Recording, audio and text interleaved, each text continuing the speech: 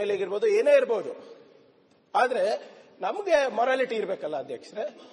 ಈಗ ಹಿಂದಿನ ಸರ್ಕಾರದಲ್ಲಿ ಯಾವಾಗ ಸರ್ಕಾರ ಅಸ್ಥಿರ ಆಗಿತ್ತು, ಏನೇನು ಬಾಂಬೆನಲ್ಲಿ ನಡೆದಿತ್ತು ಚರ್ಚೆ ಆಗಿತ್ತು ಅಧ್ಯಕ್ಷರೇ. ಹೋಗಿ ಹಲವಾರು ಅಂದಿನ ಸಚಿವರು ಹೋಗಿ ಹೈಕೋರ್ಟಿಗೆ ಸ್ಟೇ ತಂದಿದ್ದು ನಿಜಾನ? ಅದು ಚರ್ಚೆ ಆಯ್ತಾ ಅಧ್ಯಕ್ಷರೇ ಇಲ್ಲಿ? ಆಮೇಲೆ ಹಿಂದಿನ ಸಚಿವರೊಬ್ರು ನಮ್ಮ ಇದು ಏನು ಸದಾಶಿವನಗರದಲ್ಲೇ ಇರ್ತಾರೆ ಅಧ್ಯಕ್ಷರೇ. ನಮ್ಗೆ ಎಷ್ಟು ಮುಜುಗರ ಆಯ್ತಂದ್ರೆ, ಹಿಂದಿನ ಸಚಿವರೊಬ್ರು ಹೇಳ್ತಾರೆ 224 ಜನ ಯಾರು ಇದೀವಿ ನಾವು, ಯಾರು ಕೂಡ ಒಂದು ಪತ್ನಿ ವ್ರತ ಅಲ್ಲ ಅಂತ ಹೇಳ್ತಾರೆ. ಏಕಪತಿ ವ್ರತ ಅಲ್ಲ ಅಂತ ಹೇಳ್ತಾರೆ ಅಧ್ಯಕ್ಷ. ನಾನು ಅವಾಗ ತಾನೇ ಮನೆ ಎಂಟರಾದೆ. ನಮ್ಮ ತಾಯಿ ನಮ್ಮ ಹೆಂಡತಿ ನಂಗೆ ನೋಡ್ಬಿಟ್ಟು ಬೈತಾ ಇದ್ರು, ಏನಪ್ಪ ಇಂಥ ಸ್ಟೇಟ್ಮೆಂಟ್ ಕೊಡ್ತಾರೆ. 224 ನಾನು ಇದ್ದೀನಿ ಹೇಳಿದ್ದದು ಅವಾಗ. ಸರ್, ಇದೆಲ್ಲ ನೈತಿಕತೆಯ ಮೌಲ್ಯಗಳನ್ನ ಸಿದ್ದರಾಮಯ್ಯನವರು ಇಷ್ಟು ವರ್ಷ ಎತ್ತಿಡಿದಿದ್ದಾರೆ. ಹೀಗಾಗಿ ಅವರಿಂದ ಉತ್ತರ ನಿರೀಕ್ಷೆ ಮಾಡ್ತಾ ಇದ್ದೀವಿ ನಾವು. ನಿರೀಕ್ಷೆ ಮಾಡಿದ್ರೆ ಇನ್ಯಾರಿಂದ ನಿರೀಕ್ಷೆ ಮಾಡೋದು ಸರ್? ಅವರಿಂದ ನಿರೀಕ್ಷೆ ಮಾಡಿದ್ರೆ ಇನ್ಯಾರಿಂದ ನಿರೀಕ್ಷೆ ಮಾಡ್ತೀರಿ? ನೋಡಿ, ನೀವು ಎಲ್ಲ ಡೈವರ್ಟ್ ಮಾಡಬೇಡಿ, ಡೈವರ್ಟ್ ಮಾಡಬೇಡಿ. ಇದಕ್ಕಿಂತ ಮೇಲೆ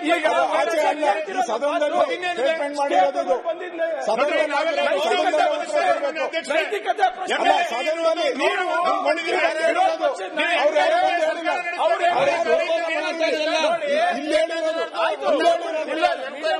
ಒಂದು ನಿಮಿಷ ಅಧ್ಯಕ್ಷರೇ, ನಮ್ಮ ಪಕ್ಷ ಇರ್ಬೋದು, ಬಿಜೆಪಿ ಪಕ್ಷ ಇರ್ಬೋದು, ಟ್ರಾಪಿಗೆ ಪಾರ್ಟಿನೂ ಇಲ್ಲ, ಜಾತಿನೂ ಇಲ್ಲ ಸರ್. ಕೇಳಿ ಸರ್, ಯಾಕೆ ಯಾರಿದ್ದಾರೆ ಇದಕ್ಕೆ? ಅವಾಗಿದ್ದಾರೆ. ಹಿಂದಿನ ಒಬ್ಬರ ಬಾಗಲಕೋಟೆ ಮಂತ್ರಿ ಮೇಲೆ ಏನ್ ಹೇಳಿದ್ರು, ಸಿಡಿ ಫ್ಯಾಕ್ಟರಿನ ನಡೆಸ್ತಾ ಇದ್ದಾರೆ ಅಂತ ಹೇಳಿದ್ರು. ಅವಾಗ ಏನಾದ್ರು ಇಂಟರ್ನಲ್ ಎನ್ಕ್ವೈರಿ ನಡೆಸಿದ್ರ? ಸರ್ಕಾರದಲ್ಲಿ ಅವ್ರ ಮಂತ್ರಿ ಇದ್ರು. ಇವರು ಯಾವ್ದಾದ್ರು ಉದಾಹರಣೆ ಈಗ ಪರಸ್ಪರ ಆರೋಪಗಳು ಬೇಡ, ಈಗ ಪರಸ್ಪರ ಆರೋಪ ಬೇಡ.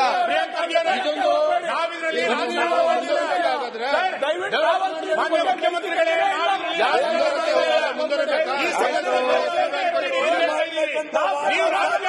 ಆಯ್ತು, ಮಾತಾಡುವ. ಆಯ್ತು, ಈಗ ಪರಸ್ಪರ ಆರೋಪ ಯಾಕೆ ಮಾಡ್ತೀವಿ? ಈಗ ಪರಸ್ಪರ ಆರೋಪ ಬೇಡ. ಈಗ ಆಯ್ತು, ಹನಿ ಟ್ರಾಪ್ ಮಾಡಿದಾಗ ಯಾರ್ಯಾರು ಆಯ್ತು, ಯಾವಾಗೆಲ್ಲೋಗಿತ್ತು ಬಿಜೆಪಿ?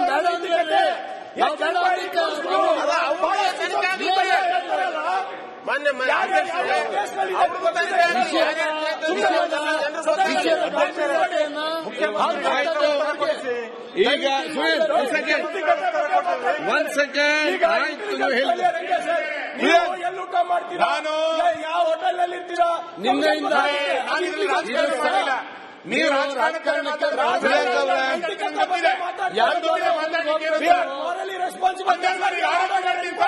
ಸಚಿವ ಸಂಪುಟದ ಸದಸ್ಯರೇ ಇನ್ನೊಬ್ಬರ ಮೇಲೆ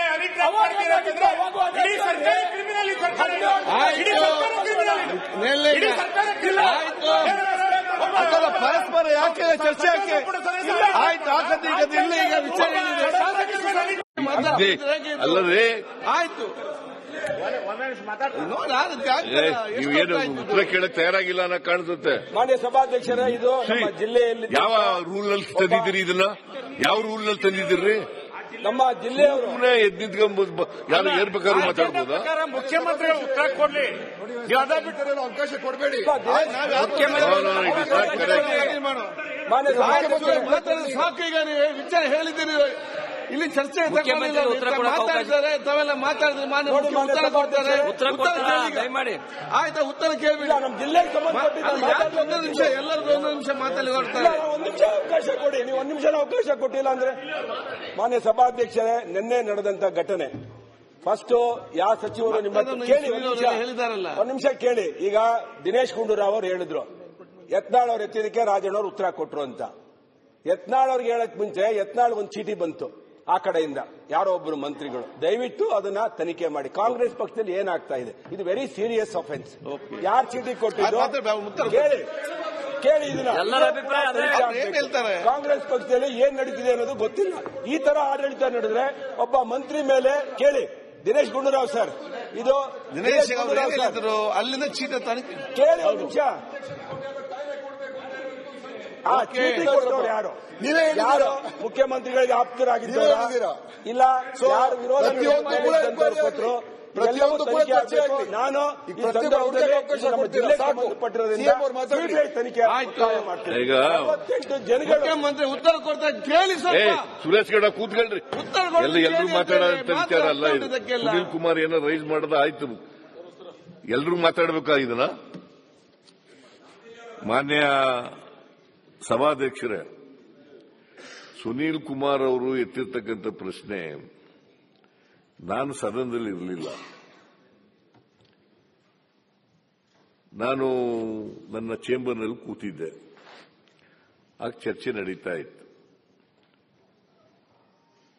ರಾಜಣ್ಣವರು ನಮ್ಮ ಮಂತ್ರಿಗಳು, ಪರಿಶಿಷ್ಟ ವರ್ಗದ ನಾಯಕರು. ಅವರು ರೈಸ್ ಮಾಡಿದ್ದಾರೆ. ಯಾರ ಹೆಸರನ್ನು ಕೂಡ ಹೇಳಿಲ್ಲ. ಅವರು ಆ ಕಡೆಯವರು ಇರ್ಬೋದು, ಈ ಕಡೆಯವರು ಇರ್ಬೋದು, ಯಾರ ಹೆಸರನ್ನು ಹೇಳಿಲ್ಲ. ಅವರು ಹನಿ ಟ್ರ್ಯಾಪ್ ಆಗಿದೆ ಅಂತ ಹೇಳಿದ್ದಾರೆ. ಅದಕ್ಕೆ ನಮ್ಮ ಗೃಹ ಸಚಿವರು ಉತ್ತರ ಕೊಟ್ಟಿದ್ದಾರೆ. ಈಗಾಗಲೇ ಗೃಹ ಸಚಿವರು ಸದನದಲ್ಲಿದ್ದರು, ಅವರು ಉತ್ತರ ಕೊಟ್ಟಿದ್ದಾರೆ.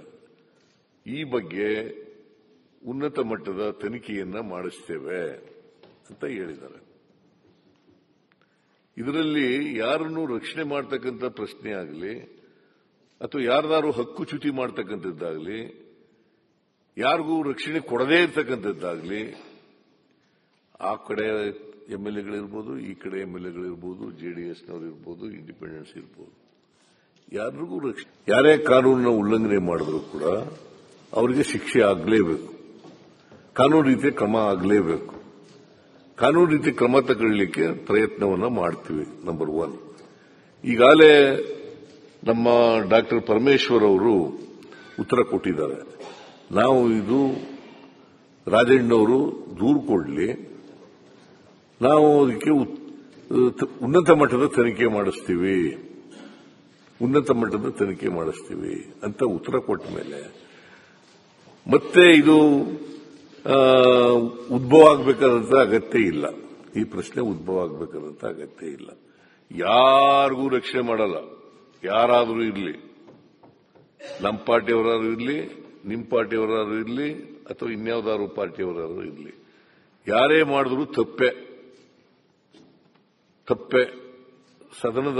ಸದನದಲ್ಲಿ ಒಬ್ಬ ಸಚಿವ ಈ ತರ ಹೇಳಿದಾಗ ಸುಮ್ಮನೆ ಇರಕ್ಕಾಗೋದಿಲ್ಲ. ನಾವು 100% ತನಿಖೆ ಮಾಡಿಸ್ತೇವೆ. ನೀವು ಉನ್ನತ ಮಟ್ಟದ ತನಿಖೆ ಮಾಡಿಸ್ತೇವೆ. ನಾನು ಕೂತ್ಕೊಳ್ರಿ, ಆಯ್ತಲ್ಲ. ಆಯ್ತು, ಉತ್ತರ ಕೊಡಿ. ಉನ್ನತ ಮಟ್ಟ ಉತ್ತರ ಕಂಪ್ಲೀಟ್ ಆಗ ಮುಂಚೆ ಹಾಗೆ ಮಾತಾಡ್ತಾರೆ.